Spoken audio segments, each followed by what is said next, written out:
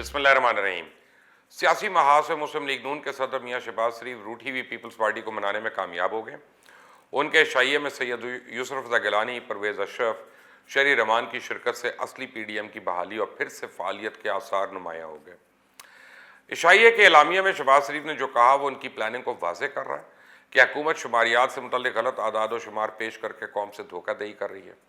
कौम को हुकूमती धोखे से बचाने के लिए हिज़्ब इख्तलाफ में इत्तेहाद नागुज़ीर है और अपोजिशन को मिलकर हुकूमत की तारीखी नाअहली और नलायकी को बेनकाब करना होगा।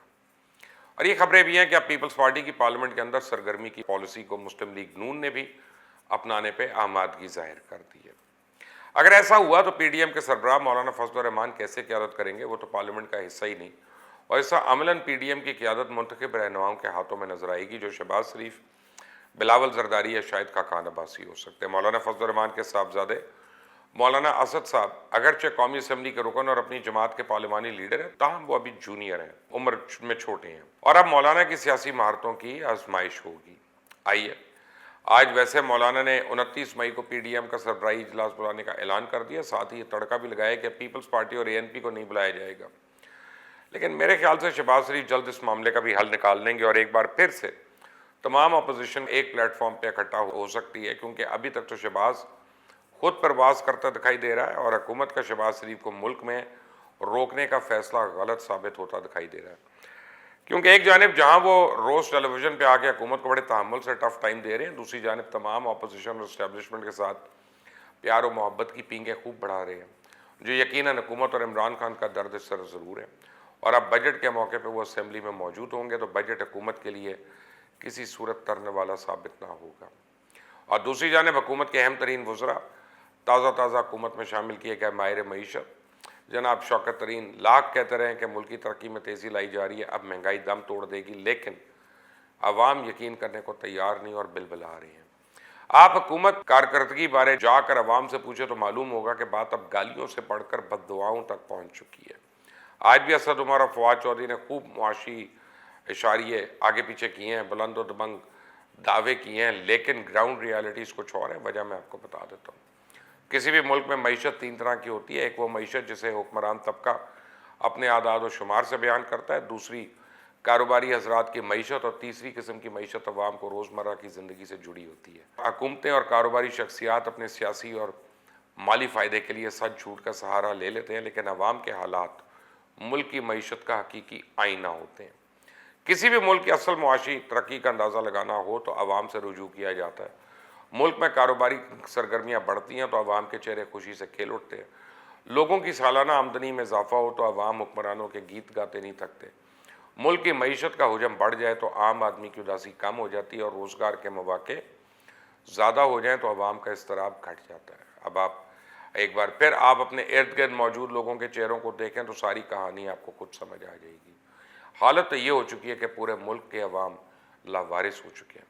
सियासतदान गायब हैं, अवाम के दरमियान आने से कतराते हैं और उनके साथ खड़े होकर फ़ोटो सेशन करवाने को तैयार नहीं। डरते हैं कि इनकी अवाम के हाथों दुर्गत ना बन जाए, जो हालात की वजह से तपे बैठे हैं। और आजकल जिस ज़िले में देखो सिर्फ डिप्टी कमिश्नर छाया हुआ है।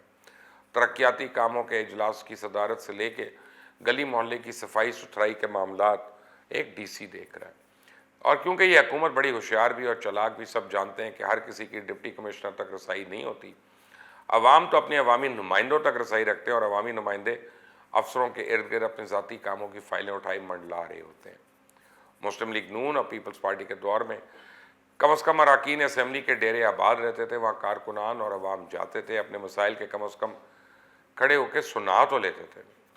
तहरीक इंसाफ के अरकान असम्बली तो न जाने किन कोने खुदरों में छुप गए, अवाम उन्हें ढूंढते फिर रहे हैं, लेकिन वो अपनी खुफिया पनाह गाहों में हैं। हत्ता कि ईद जैसे त्यौहार पे भी उन्होंने अवाम को दर्शन कराना गवारा नहीं किया। सरकारी अफसर और अवामी नुमाइंदों का जो बदतरीन गठजोड़ अवाम के खिलाफ इस दौरे हुकूमत में नज़र आ रहा है, उसकी पहली मिसाल नहीं मिलती। यह आग और पानी का मिलाप है।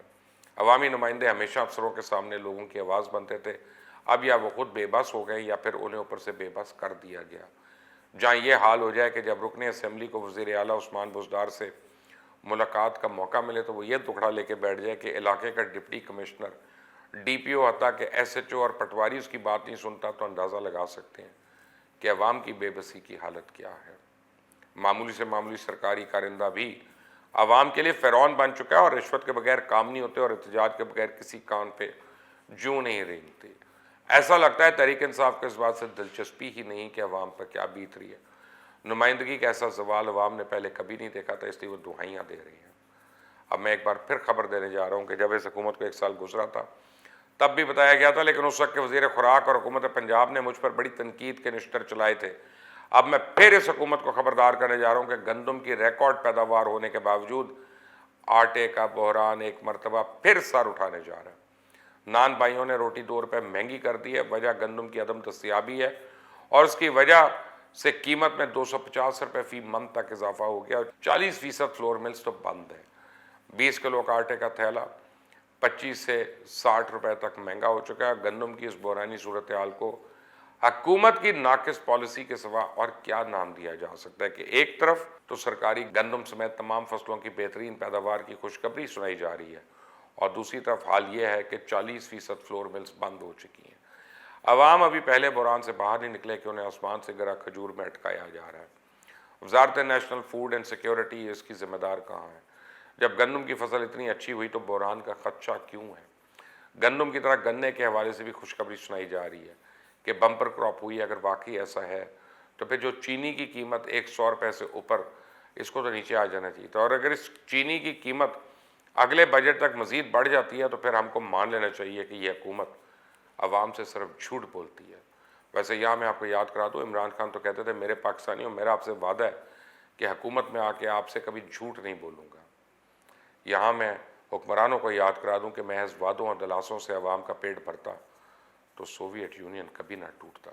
اور دوسری جانب ایک خبر یہ ہے کہ ہمارے معزز ایوان بالا یعنی سینٹ نے رواں مالی سال کے پہلے 7 مہینوں میں 1 ارب 23 کروڑ روپے سے زیادہ کے اخراجات کر لیے، اور ان کی تفصیل کچھ یوں ہے کہ اعزازی تنخواہیں یعنی نارمل تنخواہوں کے علاوہ اعزاز 5 کروڑ 37 لاکھ روپیہ، اور کھانے کی مد میں 5 کروڑ 22 لاکھ روپے، اوور ٹائم 96 لاکھ روپے، نئی گاڑیاں 8 کروڑ 10 لاکھ روپے، سفری الاؤنس 2 کروڑ 63 لاکھ روپے، پیٹرول 1 کروڑ 23 لاکھ روپے، گریڈ 20 تا 22 کے افسران کا مانیٹائزیشن الاؤنس 1 کروڑ سے زیادہ، بیرون ممالک کے دورے 1 کروڑ 50 لاکھ روپے، فرنیچر اور اشیاء 1 کروڑ 82 لاکھ روپے، تفریح اور تحائف 6,39,000 روپے، بیرونی ممالک سے آنے والے وفود کے انتظامات 1 کروڑ 23 لاکھ روپے۔ مانیٹائزیشن الاؤنس کی مد میں رواں مالی سال کے صرف 7 مہینوں میں 1 کروڑ روپے سے زائد کی رقم افسروں کو دی گئی۔ اس کے باوجود پیٹرول پر سوار تقریباً 1.25 کروڑ روپے لگائے گئے اور 8 کروڑ 10 لاکھ کی نئی گاڑیاں اس کے علاوہ خریدی گئی۔ اگر 30 لاکھ روپے بھی ایک گاڑی میں ہو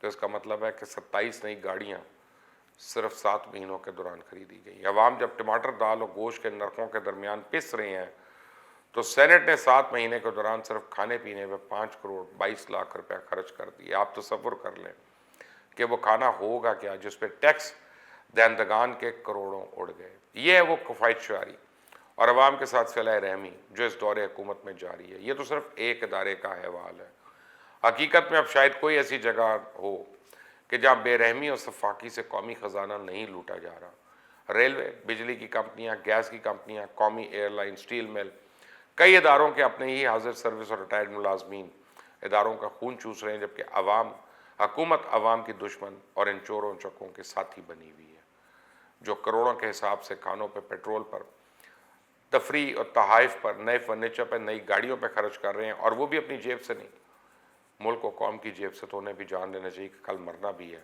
اور صرف مرنا ہی نہیں، دفن بھی ہونا ہے، اور دفن ہونے کے لیے قبر بھی جانے نصیب ہوتی ہے کہ نہیں، کیونکہ ہوس کی کوئی انتہا نہیں۔